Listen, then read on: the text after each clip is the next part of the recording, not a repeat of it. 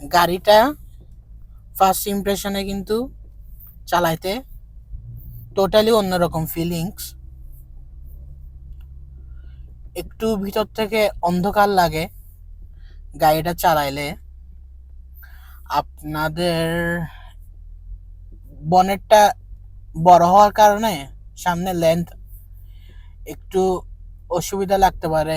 সামনে কি কদ্দূর আছে, গাড়িটা কদ্দূর লাগে যাবে নাকি, মানে এরকম মানে আপনারা ফিল করতে পারেন। নাহলে সব ঠিক আছে, ভিউ টিউ অল এভরিথিং ঠিক আছে। এখানে সাইড ভিউ মিরর এদিকে দেয়া আছে, পারফেক্ট একদম, পিছন দিয়ে সব দেখা যাচ্ছে।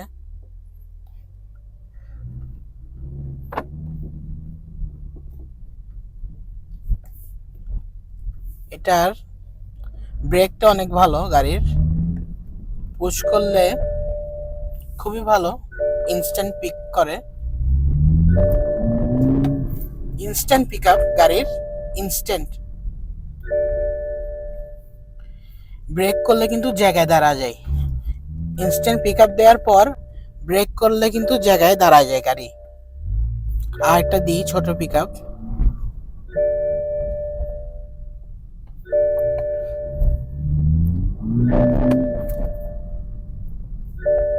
গাড়িটা আপনারা যখন টানতে যাবেন খেয়াল রাখবেন, গাড়িটা ধরেন আপনাদের কন্ট্রোলে নাও থাকতে পারে।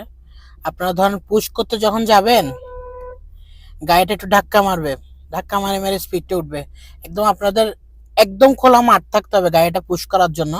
একদম খোলা জায়গা থাকলে আপনাদের এসকেলেটর দিয়ে দেন আপনারা গাড়িটা পুশ করবেন। এই ধরেন হালকা জায়গা, হালকা পাতলা জায়গা, এসব গ্যাঞ্জামের মধ্যে আপনারা ধরেন পুশ করতে যাচ্ছেন, গাড়িটা কিন্তু ধাক্কা দিবে, ধাক্কা দিয়ে দিয়ে আপনারা কিন্তু গাড়িটা নষ্ট হয়ে যাবে। আপনারা গাড়িটার ব্রেক টেক বা ধরেন গাড়ির গিয়ার বক্সের সমস্যা হতে পারে। গাড়ি আমি এটা চালায়ে গাড়ির স্পোর্টস কার অনুযায়ী সাসপেনশনটা মানে অসম্ভব রকমের জোস।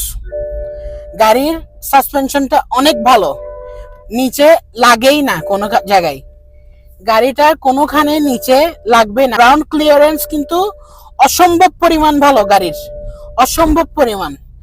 এত sports car Mazda MX-5 all everything সবকিছুর থেকেই অনেক বেশি ভালো গ্রাউন্ড ক্লিয়ারেন্সটা। এটা কোনোখানে লাগে না। আপনারা ভাঙ্গা রাস্তা যেদিকে যান, এটা যেহেতু একটা গ্র্যান্ড ট্যুরার, এটা বিদেশে কিন্তু এটা মানুষের নর্মালি চালায় গাড়িটা রাস্তার মধ্যে।